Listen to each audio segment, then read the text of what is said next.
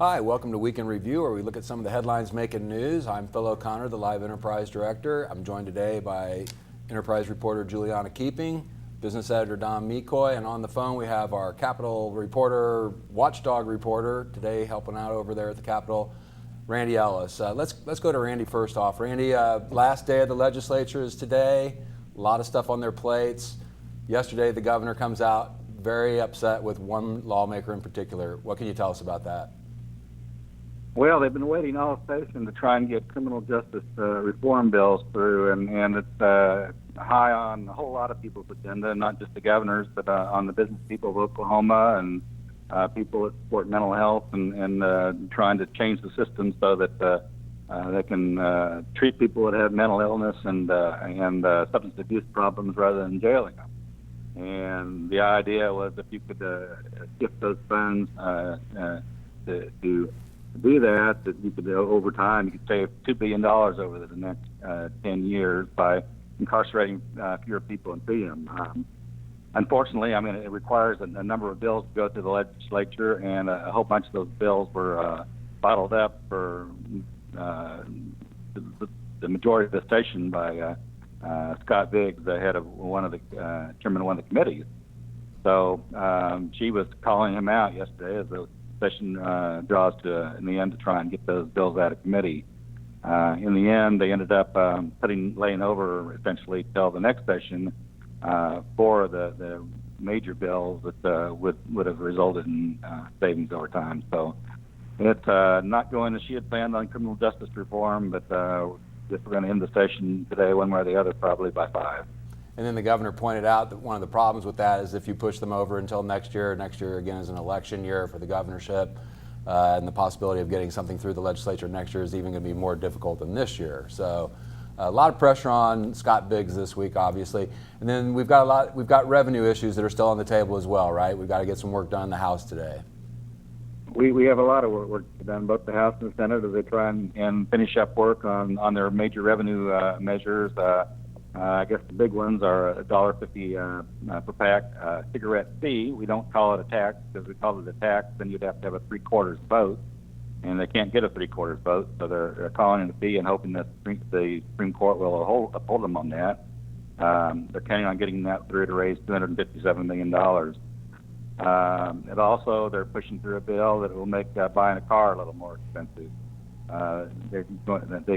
Currently, they just have an excise tax on cars in Oklahoma instead of a sales tax, and this would keep the excise tax that imposed part of the sales tax that had been waived. So there will be a 1.25% sales tax on cars in addition to the excise tax if this makes it all the way through the legislature. Counting on that for about $127 million. I guess the other big major bill that they're running through was the changing the gross production tax for wells that were horizontal wells that were drilled between 2011 and 2015, and that would go up from 1% to 4%, which will supposed to bring in another $95 million. We're waiting to get these all the way through the process and get the governor's signature, and those are what they're counting on to fill their budget. Well, a lot of work still to be done. Our Capitol reporter, Dale Denwall, and Randy are providing constant updates on News OK throughout the day. You can follow all the legislation, all the latest twists and turns over there. Check News OK for that. Randy, we'll let you go. I know you got a lot of work to do over there. Thanks for checking in with us today. Always a pleasure. Great. Thanks. All right, Juliana, let's talk about a story that you've been working on that we published this week, the Suspicious Suicide series. Tell me a little bit about what the reaction has been, what you've heard from people in the wake of the story. Tell me first a little bit about the story. Right. I mean, the crux of it is we've run a 5-part series this week, and the question driving it all, the scenario and the question is, in 2014, Sandra Stevens died.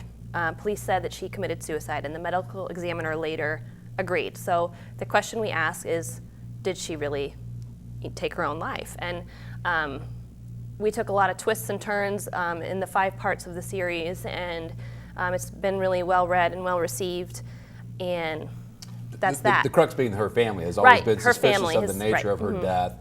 And then one of the things that we discovered, or that the family has pointed out, was the same boyfriend that was present at her suicide had also been present a few years earlier at another girl's suicide, and that has raised a lot of questions, essentially. Right. So it's right now people can get the story at News OK. You can pay 99 cents to read all 5 parts, and you get not only just the story itself, but that'll give you 3 months of access to our website. Probably well worth your $1 to read. It ran Sunday through Wednesday, or Thursday, Sunday through Thursday. yeah. Sorry. Be sure to read it. It's really hit a nerve with our readers, and it's a great series, and I'm sure we're going to be hearing some more about it in the coming days. So Yeah, I should have some updates, I hope, in the upcoming weeks to share. So, Don, let's turn to business. A new player on the downtown skyline. What's laced on this BOK Tower? Yeah, a lot of us downtown have been watching the BOK Park Plaza go up. It's next door to the Devon Tower and has a similarity to it, a lot of reflective glass. It's not nearly as tall. It's about half the height, a little over half the height of the Devon Tower. And Bank of Oklahoma is the brand name on the tower, and BOK will have some of the top floors for their executives. They're moving a lot of their operations over there. They'll have a bank in the lobby, and a lot of the other space in the tower belongs to Devon, which had at one point really kind of outgrown their massive tower downtown, but since that time they've had layoffs. So, but anyway, we're getting a look inside.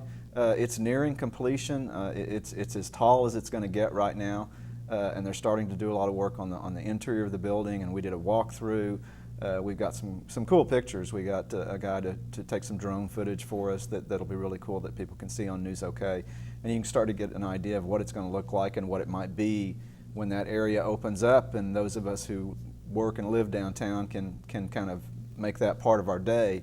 It's going to be an interesting place. Do they know when they're going to move in? I mean, is there a move-in date yet? Or is it I this don't- year still, or is it next probably, year? I don't know. I don't remember the details on that, but yeah, I mean, they're very close. So I would expect that we'll be having people working in there by the end of this year. Yeah. I have to admit, it brings out the little boy, and every time I drive by that site, you can't help but like stop and watch the workworkmen do whatever they do or whatever. It's fascinating to watch skyscrapers go up, and it's amazing how quickly they can do floor after floor after floor when they're just pouring the concrete and putting up the superstructure. Yeah, they go up quick. Absolutely. We got a lot of news in the paper this weekend. It's the Memorial Day weekend. Happy holidays to everybody out there. Pick up a paper. Check us out on the newsok.com website. We've got a lot of stuff there that I think you'll find interesting and entertaining. We'll see you next week.